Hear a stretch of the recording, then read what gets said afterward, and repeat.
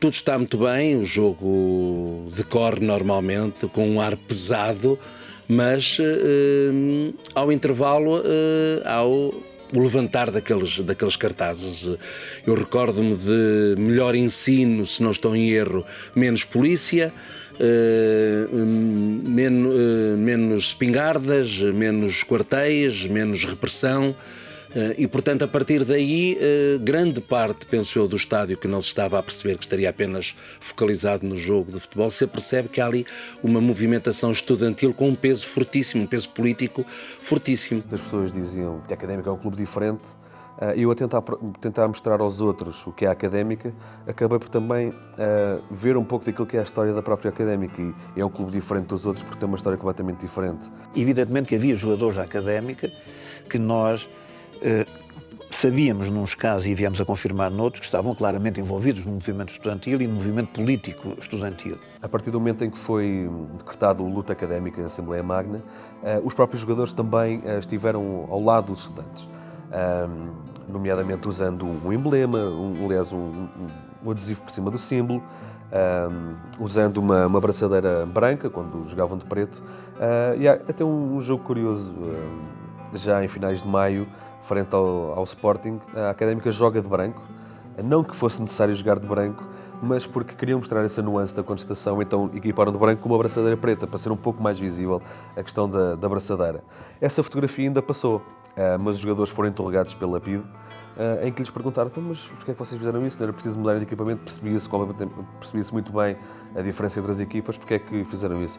E houve um jogador que brilhantemente se desculpou, dizendo que o preto absorvia muito mais a radiação do sol, e então, por questões de calor, decidiram jogar de branco com a braçadeira de preto.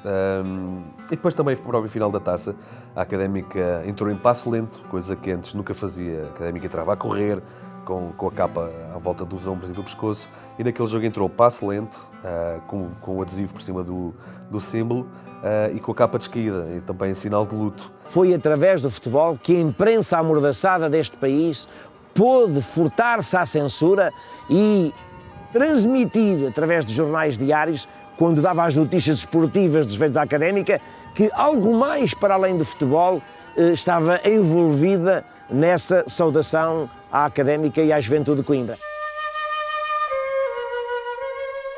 Depois do 17 de Abril, depois da crise de 69, nós fomos, o Marcelo Caetano disse depois que foi a maior asneira que ele fez, nós fomos de castigo para a tropa e para a guerra. E fomos incorporados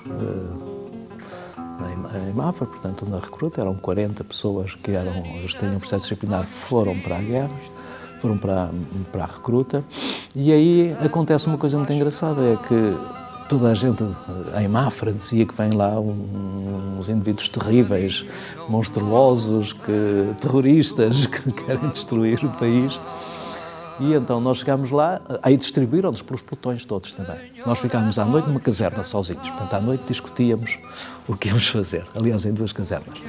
E durante o dia andávamos distribuídos pelos vários pelotões a fazer exercício. Mas nós éramos, em geral, pessoas simpáticas, que falávamos com toda a gente. A nossa ideia aqui no 25 de Abril era um pouco romântica, que é assim, conquistar os estudantes, conquistar os professores, conquistar a população, conquistar os guardas, de modo aquela história de oferecer as flores aos guardas. Não havia, de facto, hostilidade, havia uma tendência a conquistar. Tínhamos sempre uma atitude de sedução. Daí a Operação Flor, a Operação Balão.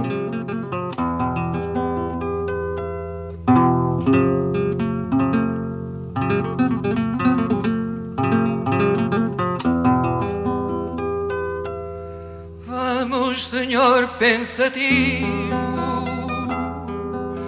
olha o cachimbo a apagar.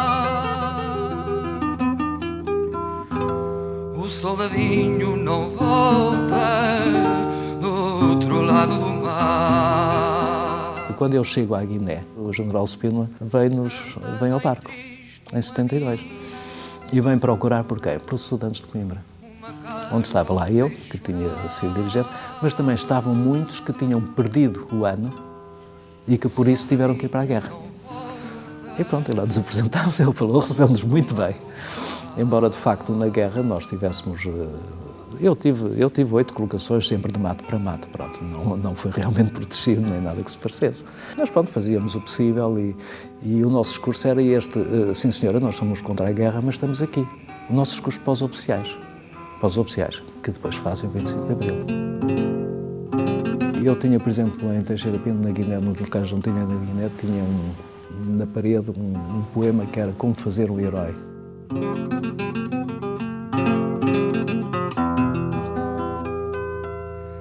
A lua que é viajante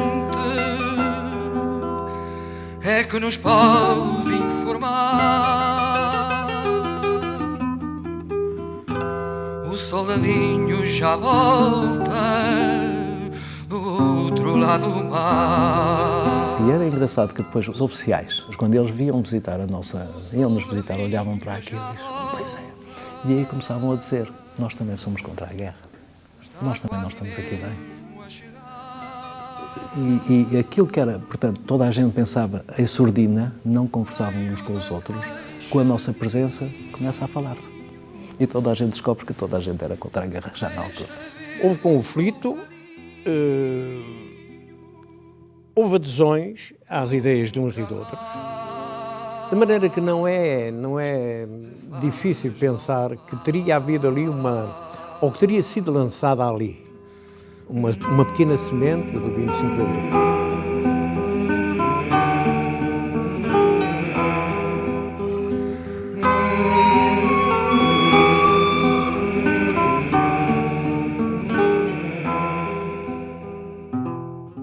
Na altura, como havia a contestação ao Estado Novo, os estudantes uniram-se e lutaram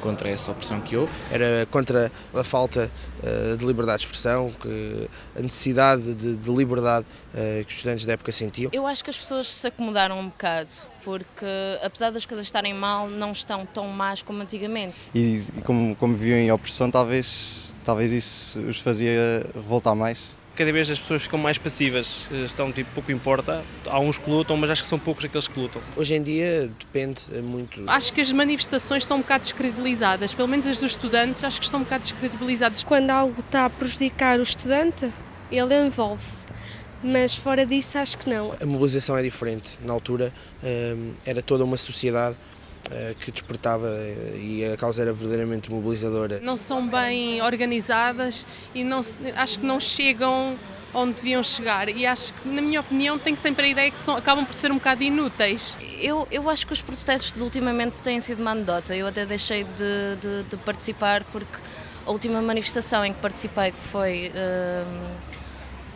organizada após uma magna, só apareceram lá para aí umas 30 pessoas. Existem outras formas que têm vindo a ser tomadas, como por exemplo ações simbólicas, ações que com um cariz de mediatismo, com cariz de irreverência, e esta irreverência que os estudantes tinham na altura continuam a ter. Não tenho um espírito muito contestatário, é verdade, não tenho, mas acho que as soluções deviam passar mais por aí. Pedir audições, conversar e mostrar realmente o que nos desagrada e não ir para a rua com manifestações. A voz do estudante, o seu representante, fez-se ouvir para pedir autorização para falar. Os estudantes foram proibidos de falar.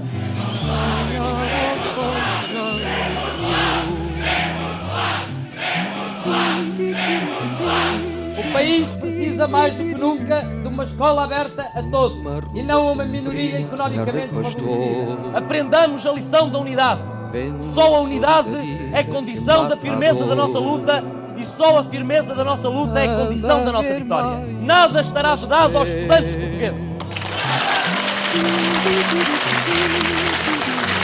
Uma universidade nova. Esta é a